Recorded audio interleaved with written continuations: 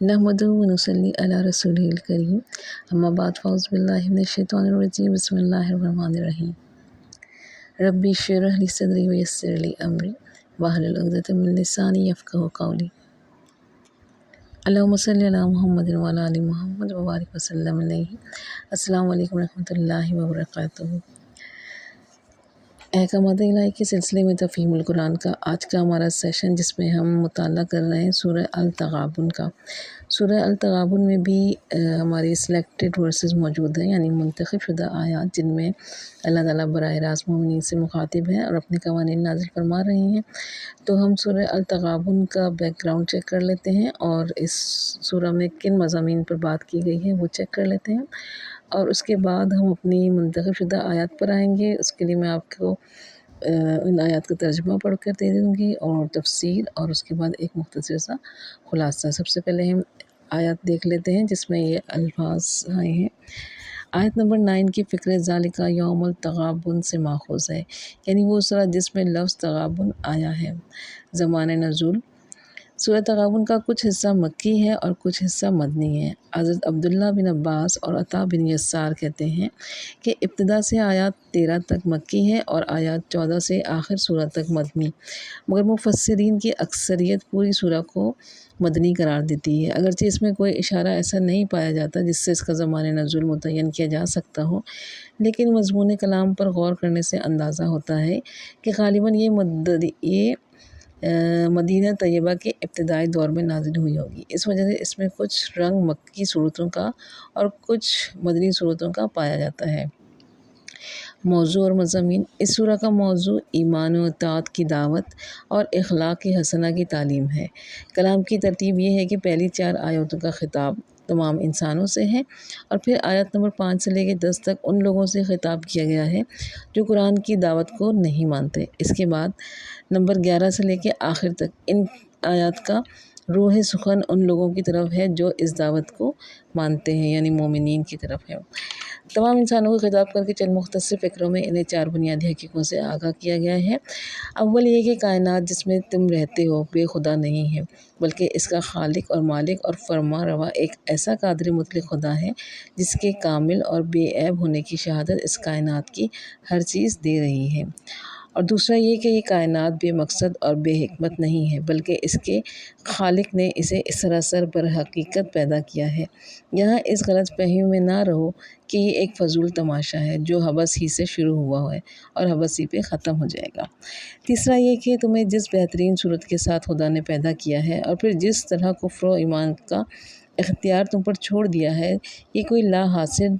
और ला यानी काम नहीं है कि तुम ख्वाह कुफ्र इख्तियार करो या ईमान, दोनों सूरतों में इसका कोई नतीजा बरामद ना हो। दरअसल खुदा ये देख रहा है कि तुम अपने इस इख्तियार को किस तरह इस्तेमाल करते हैं। चौथा ये कि तुम गैर ज़िम्मेदाराना गैर जवाबदेह नहीं हो। आखिरकार तुम्हें अपने खालिक की तरफ पलट कर जाना है और उस हस्ती से तुम्हें साबिका पेश आना है जो कायनात की हर चीज़ से वाकिफ़ है, जिससे तुम्हारी कोई बात पोशीदा नहीं, जिस पर दिलों के छुपे हुए ख़यालात तक रोशन है। कायनात और इसकी हकीकत और इंसान की हकीकत के बारे में ये 4 बुनियादी बातें बयान करने के बाद कलाम का रुख उन लोगों की तरफ मुड़ता है जिन्होंने कुफ्र की राह इख्तियार की है, और उन्हें तारीख़ के इस मंज़र की तरफ तवज्जो दिलाई जाती है जो पूरी इंसानी तारीख़ में मुसलसल नज़र आता है कि कौमों पर कौमें उठती रहीं और बिला आखिर तबाही से दो चार होती रहीं। इंसान अपनी अकल से इस मंज़र के हज़ार तौजीहें करता रहा है, मगर अल्लाह ताला असल हकीकत बताता है, और वो ये है कि कौमों की तबाही के बुनियादी असबाब सिर्फ़ 2 थे। नंबर 1 ये कि उन्होंने जिन रसूलों को उनकी हिदायत के लिए भेजा था उनकी बात मानने से इनकार कर दिया था, और इसका नतीजा ये हुआ कि अल्लाह ने भी इन्हें इनके हाल पर छोड़ दिया और वो ख़ुद ही अपने फ़लसफ़े घड़ कर एक गुमराही से दूसरी गुमराही में भटकते चले गए। दूसरी ये कि उन्होंने आखिरत के अक़ीदे को भी धरत कर दिया और अपने ज़ुहम में ये समझ लिया कि जो कुछ है बस यही दुनिया की ज़िंदगी है, इसके बाद कोई और ज़िंदगी नहीं है जिसमें हमें अपने खुदा के सामने अपने अमाल का जवाब देना होगा। इस चीज़ ने इनके पूरे रवैये ज़िंदगी को बिगाड़ कर रख दिया, और इसके अखलाक व किरदार की गंदगी इस हद तक बढ़ती चली गई कि आखिरकार खुदा के अज़ाब ही ने उनको आकर दुनिया के इस वजूद से पाक कर दिया। اس کے بعد ایمان کی راہ اختیار کرنے والوں کو مخاطب کر کے چند اہم ہدایات انہیں دی جا رہی ہیں۔ ایک یہ کہ دنیا میں جو مصیبت آتی ہے اللہ اس کے اذن سے آتی ہے۔ ایسے حالات جو شخص ایمان پر ثابت قدم رہتے ہیں اللہ اس کے دل کو ہدایت بخشتا ہے، اور ورنہ گھبراہٹ یا جھنجھلاہٹ میں مبتلا ہو کر جو آدمی ایمان کی راہ سے ہٹ جائے اس کی مصیبت تو اللہ کے اذن کے بغیر دور نہیں ہو سکتی۔ البتہ وہ ایک اور مصیبت جو سب سے بڑی مصیبت ہے مول لے لیتا ہے، اور وہ یہ کہ اس کا دل اللہ کی ہدایت سے محروم ہو جاتا ہے۔ دوسرا یہ کہ مومن کا کام صرف ایمان لے آنا ہی نہیں ہے، بلکہ ایمان لانے کے بعد اسے عملاً اللہ اور اس کے رسول کی اطاعت کرنی چاہیے۔ اطاعت سے اگر وہ روگردانی اختیار کرے گا تو اپنے نقصان کا وہ خود ذمہ دار ہوگا، کیونکہ رسول اللہ صلی اللہ علیہ وآلہ وسلم کا حق پہنچا کر بری الذمہ ہو چکے ہیں۔ تیسرے یہ کہ مومن کا اعتماد اپنی طاقت یا دنیا کی کسی چیز پر نہیں ہے، بلکہ صرف اللہ پر ہونا چاہیے۔ چوتھا یہ کہ مومن کے لیے اس کا مال اور اس کے اہل و عیال ایک بہت بڑی آزمائش ہے، کیونکہ زیادہ تر انہی کی محبت میں انسان کو ایمان و اطاعت کی راہ سے منحرف ہو جانا پڑتا ہے، اور اس لیے اہل ایمان کو اپنے اہل عیال سے ہوشیار رہنا چاہیے کہ وہ بالواسطہ یا بلا واسطہ اس کے حق میں راہ خدا کے رہزن نہ بننے پائیں، اور انہیں اپنا مال خدا کی راہ میں خرچ کرنا چاہیے تاکہ ان کا نفس زر پرستی کے فتنوں سے محفوظ رہے۔ پانچویں یہ کہ ہر انسان اپنی استطاعت کی حد تک مکلف ہے۔ اللہ تعالیٰ کا مطالبہ یہ نہیں ہے کہ آدمی اپنی استطاعت سے بڑھ کر کام کرے، البتہ مومن کو جس بات کی کوشش کرنی چاہیے وہ یہ ہے کہ اپنی حد تک خدا سے ڈرتے ہوئے زندگی بسر کرنے میں وہ کوئی کسر اٹھا نہ رکھے، اور اس کی گفتار، کردار اور معاملات اس کو اپنی کوتاہی کی باعث حدود اللہ سے متجاوز نہ ہو جائے۔ تو یہ تھی ان کی ڈیٹیلز اور یہ مضامین تھے جو اس سورہ میں ڈسکس کیے گئے ہیں۔ اب ہم آ جاتے ہیں اپنے منتخب شدہ آیات پر۔ یہ آیات سورہ تغابن میں آیت نمبر 14 سے لے کر 18 تک ہیں، یعنی اینڈ تک یہ آیات موجود ہیں۔ تو ان میں کون سی باتیں ہیں جن کی ممانعت آئی ہے، اور وہ کون سے حکم ہیں جو اللہ تعالیٰ مومنین کو دے رہے ہیں، تو اس کی تفصیل دیکھ لیتے ہیں۔ سب سے پہلے میں ان آیات کا ترجمہ آپ کے لیے پڑھ دیتی ہوں، اور اس کے بعد جو مصیبت والی آیات تھی وہ ایک معروف آیات ہے، تو ہم اس کا بھی ترجمہ پڑھ دیں گے اس میں، ٹھیک ہے۔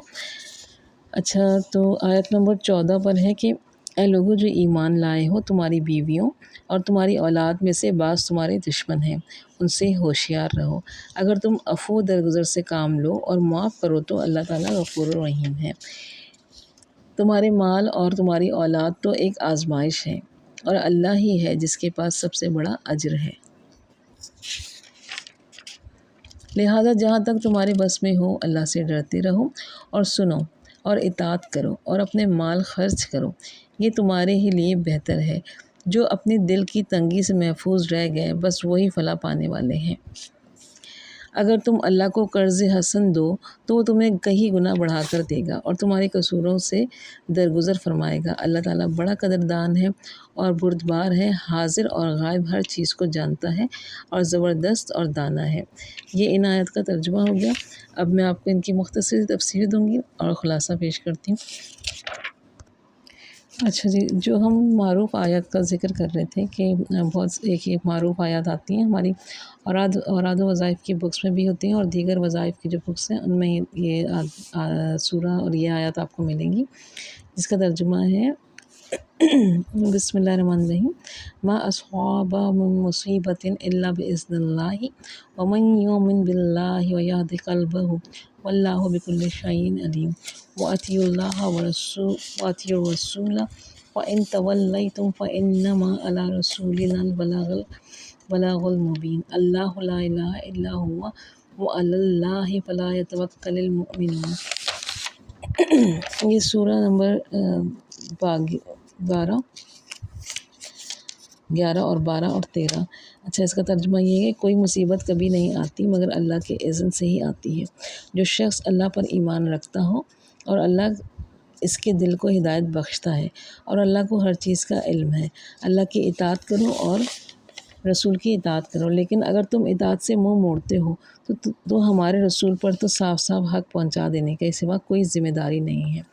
اللہ وہ ہے جس کے سوا کوئی خدا نہیں، لہٰذا ایمان لانے والوں کو اللہ ہی پر بھروسہ رکھنا چاہیے۔ تو یہاں پر اس سلسلہ کلام میں ارشاد کے دو معنی ہو سکتے ہیں۔ ایک یہ کہ اللہ کو معلوم ہے کہ کون شخص واقعی ایمان رکھتا ہے اور کس شان کا ایمان رکھتا ہے، اس لیے وہ اپنے علم کی بنا پر اسی قلب کو ہدایت بخشتا ہے جس میں ایمان ہو، اور اسی شان کی ہدایت بخشتا ہے جس شان کا ایمان اس میں ہو۔ دوسرا مطلب یہ بھی ہو سکتا ہے کہ اپنے مومن بندوں کے حالات سے اللہ بے خبر نہیں ہے، اس نے ایمان کی دعوت دے کر اور اس ایمان کے ساتھ دنیا کی شدید آزمائشوں میں ڈال کر انہیں ان کے حال پر چھوڑ نہیں دیا۔ وہ جانتا ہے کہ کس مومن پر دنیا میں کیا کچھ گزر رہی ہے اور وہ کن حالات میں اپنے ایمان کے تقاضے کس طریقے سے پورے کر رہا ہے۔ اس لیے اطمینان رکھو کہ جو مصیبت اللہ کے اذن سے تم پر نازل ہوتی ہے اللہ کے علم میں ہے، ضرور اس کی کوئی عظیم مصلحت ہوتی ہے اور اس کے اندر کوئی بڑی خیر پوشیدہ ہوتی ہے، کیونکہ اللہ اپنے بندوں اور اپنے مومن بندوں کا خیر خواہ ہے، بلا وجہ انہیں مصائب میں مبتلا نہیں کرنا چاہتا۔ سلسلہ کلام کے لحاظ سے اس ارشاد کا مطلب یہ ہے کہ اچھے حالات ہوں یا برے حالات، ہر حال میں اللہ اور اللہ کے رسول کی اطاعت پر قائم رہو۔ لیکن اگر مصائب کے ہجوم سے گھبرا کر تم نے اطاعت سے منہ موڑ بھی لیے تو اپنا ہی نقصان کرو گے، کیونکہ ہمارے رسول پر تو صرف یہ ذمہ داری تھی کہ راہ راست تم کو ٹھیک ٹھیک بتا دے، سو اس کا حق رسول نے ادا کر دیا۔ آیت نمبر 14 دیکھ لیتے ہیں۔ اس آیات کے دو مفہوم ہیں۔ ایک مفہوم کے لحاظ سے اس کا اطلاق ان بہت سی مشکلات پر ہوتا ہے جو خدا کی راہ پر چلنے میں بکثرت اہل ایمان مردوں کو اور اپنی بیویوں کو اور عورتوں کو اور اپنے شوہروں سے اور والدین کو اپنی اولاد سے پیش آتی ہے۔ دنیا میں کم ہی ایسا ہوتا ہے کہ ایک مرد کو ایک ایسی بیوی اور ایک عورت کو ایک ایسا شوہر ملے جو ایمان اور راست رفیع میں پوری طرح ایک دوسرے کے رفیق اور مددگار ہوں، پھر دونوں کو اولاد بھی ایسی ہی میسر ہو جو عقیدہ اور عمل اور اخلاق و کردار کے اعتبار سے ان کے لیے آنکھوں کی ٹھنڈک بنے۔ ورنہ بالعموم ہوتا یہ ہے کہ اگر شوہر نیک اور ایماندار ہوتا ہے تو بیوی اولاد اسے ایسی ملتی ہے جو اس کی دیانت، امانت اور راز بازی کو اپنے حق میں بدقسمتی سمجھتی ہے، اور یہ چاہتی ہے کہ شوہر اور باپ ان کی خاطر جہنم مول لے اور ان کے لیے حرام و حلال کی تمیز چھوڑ کر ہر طریقے سے عیش و طرب اور فسق و فجور کے سامان فراہم کرے۔ اس کے برعکس بسا اوقات ایک نیک مومن عورت کو ایسے شوہر سے سابقہ پیش آ جاتا ہے جسے اس کی پابندی شریعت ایک آنکھ نہیں بھاتی، اور اولاد بھی باپ کے نقش قدم پر چل کر اپنی گمراہی اور بد کرداری سے ماں کی زندگی اجیرن کر دیتی ہے۔ پھر خصوصیت کے ساتھ جب کفر اور دین کی کشمکش میں ایک انسان کے ایمان کا تقاضا یہ ہوتا ہے کہ اللہ اور اس کے دین کی خاطر نقصانات برداشت کرے، طرح طرح کے خطرات مول لے، ملک چھوڑ کر ہجرت کر جائے یا جہاد میں جا کر اپنی جان تک جوکھیوں میں ڈال دے، اور تو سب سے بڑھ کر اس کی راہ میں اس کے اہل و عیال ہی رکاوٹ بنتے ہیں۔ دوسرا مفہوم کا تعلق ان مخصوص حالات سے ہے جو ان آیات کے نزول کے زمانے میں بکثرت مسلمانوں کو پیش آ رہے تھے اور آج بھی ہر شخص کو پیش آتے ہیں، اور جو کسی غیر مسلم معاشرے میں اسلام قبول کرتا ہے اس وقت مکہ معظمہ میں اور عرب کے دوسرے حصوں میں عموماً یہ صورت پیش آتی تھی کہ ایک مرد ایمان لے آیا ہے مگر بیوی بچے نہ صرف اسلام قبول کرنے کے لیے تیار نہیں بلکہ خود اس کو اسلام سے پھیر دینے کے لیے کوشاں ہیں، اور ایسے ہی حالات ان خواتین کو سابقہ پیش آتا تھا جو اپنے خاندان میں اکیلی اسلام قبول کرتی تھیں۔ یہ دونوں قسم کے حالات جن اہل ایمان کو درپیش ہوں انہیں خطاب کرتے ہوئے تین باتیں فرمائی گئی ہیں۔ سب سے پہلے انہیں خبردار کیا گیا ہے کہ دنیاوی رشتے کے لحاظ سے اگرچہ یہ لوگ وہی ہیں جو انسان کو سب سے زیادہ عزیز ہوتے ہیں، لیکن دین کے لحاظ سے یہ تمہارے دشمن ہیں۔ یہ دشمنی خواہ اس حیثیت سے ہو کر کہ وہ تمہیں نیکی سے روکتے ہیں اور بدی کی طرف مائل کرتے ہیں، یا اس حیثیت سے ہو کہ وہ تمہیں ایمان سے روکتے ہوں اور کفر کی طرف کھینچتے ہوں، یا اس حیثیت سے کہ ان کی ہمدردیاں اور غفار کے ساتھ ہوں اور تمہارے ذریعے سے اگر کوئی بات بھی مسلمانوں کی جنگی رازوں کے متعلق ان کے علم میں آ جائے تو اسے اسلام کے دشمنوں تک پہنچا دیتے ہیں۔ اس سے دشمنی کی نوعیت کیفیت میں تو فرق ہو سکتا ہے، لیکن بہرحال یہ دشمنی ہی ہے، اور اگر تمہیں ایمان عزیز ہو تو اسی لحاظ سے تمہیں ان کو دشمن ہی سمجھنا چاہیے۔ ان کی محبت میں گرفتار ہو کر کبھی اس بات کو نہ بھولنا چاہیے کہ تمہارے اور ان کے درمیان ایمان اور کفر، اطاعت اور معصیت کی دیوار حائل ہے۔ اس کے بعد فرمایا گیا کہ ان سے ہوشیار رہو، یعنی ان کی دنیا بنانے کے لیے اپنی عاقبت برباد نہ کر لو۔ ان کی محبت کو کبھی اپنے دل میں اس حد تک نہ بڑھنے دو کہ وہ اللہ اور اللہ کے رسول کے ساتھ تمہارا تعلق اور اسلام کے ساتھ تمہاری وفاداری میں حائل ہو جائیں۔ ان پر کبھی اتنا اعتماد نہ کرو کہ تمہاری بے احتیاطی سے مسلمانوں کی جماعت کے اسرار انہیں معلوم ہو جائیں اور وہ دشمنوں تک پہنچے۔ یہ وہی بات ہے جس سے رسول اللہ صلی اللہ علیہ وسلم نے ایک حدیث میں مسلمانوں کو خبردار کیا تھا۔ ایک شخص قیامت کے روز لایا جائے گا اور کہا جائے گا کہ اس کے بال بچے اس کی ساری نیکیاں کھا گئے۔ آخر میں فرمایا گیا کہ اگر تم عفو درگزر سے کام لو اور معاف کر دو تو اللہ غفور الرحیم ہے۔ اس کا مطلب یہ ہے کہ ان کی دشمنی سے تمہیں صرف اس لیے آگاہ کیا جا رہا ہے کہ تم ان سے ہوشیار رہو اور اپنے دین کو ان سے بچانے کی فکر کرو۔ اس سے آگے بڑھ کر ان کو تنبیہ کا مقصد ہرگز یہ نہیں ہے کہ بیوی بچوں کو مارنے پیٹنے لگو یا ان کے ساتھ سختی سے پیش آؤ، ان کے ساتھ تعلقات میں ایسی بدمزگی پیدا کر لو کہ تمہاری اور ان کی گھریلو زندگی عذاب بن کر رہ جائے۔ یہ اس لیے کہ ایسا کرنے سے دو نقصانات بالکل واضح ہیں۔ ایک یہ کہ اس سے بیوی بچوں کی اصلاح کے دروازے ہمیشہ کے لیے بند ہو جانے کا خطرہ ہے، دوسرے کہ اس سے معاشرے میں اسلام کے خلاف الٹی بدگمانیاں پیدا ہو سکتی ہیں۔ گرد و پیش کے لوگوں کی نگاہ میں مسلمان کے اخلاق کردار کی تصویر بنتی ہے کہ اسلام قبول کرتے ہی وہ خود اپنے گھر میں اپنے بال بچوں کے لیے سخت گیر اور بدمزاج بن جاتا ہے۔ اس سلسلے میں یہ بات بھی نگاہ میں رہنی چاہیے کہ ابتدائی اسلام میں جب لوگ نئے مسلمان ہوتے تھے تو ان کو ان کی ایک مشکل اس وقت پیش آتی تھی جب ان کے والدین کافر ہوتے تھے اور وہ ان پر دباؤ ڈالتے تھے کہ اس نئے دین سے پھر جائیں۔ دوسری مشکل اس وقت پیش آتی تھی جب ان کی بیوی بچے یا عورتوں کے معاملے میں ان کے شوہر اور بچے کفر پر قائم رہتے تھے اور دین حق کے راستے سے انہیں پھیرنے کی کوشش کرتے تھے۔ پہلی صورت کے متعلق سورہ عنکبوت میں آیات موجود ہیں، سورہ لقمان میں ہیں، اور ان کو یہ ہدایت فرمائی گئی ہے کہ دین کے معاملے میں اپنے والدین کی بھی بات ہرگز نہ مانو، البتہ دنیا کے معاملات میں ان کے ساتھ حسن سلوک کرتے رہو۔ دوسری صورت کا حکم یہاں بیان کیا گیا ہے کہ اپنے دین کو تو اپنے بال بچوں سے بچانے کی فکر ضرور کرو، مگر ان کے ساتھ سخت گیری کا برتاؤ نہ کرو، بلکہ وہ نرمی اور عفو درگزر سے کام لو۔ مزید تشریح کے لیے ملاحظہ فرمائیے تفہیم القرآن کی جلد نمبر 2 سورہ التوبہ میں یہ آیات موجود ہیں، اور جلد نمبر 5 میں جو ہے سورہ المجادلہ میں بھی یہ آیات موجود ہیں، اور سورہ الممتحنہ میں بھی اسی ٹاپک پر آیات موجود ہیں، اور سورہ المنافقون میں بھی آیات موجود ہیں۔ قرآن مجید میں ایک جگہ فرمایا گیا ہے اتقوا اللہ حق تقاتہ، اللہ سے ایسا ڈرو جیسے اس سے ڈرنے کا حق ہے، سورہ آل عمران کی آیت نمبر 102۔ اور دوسری جگہ فرمایا گیا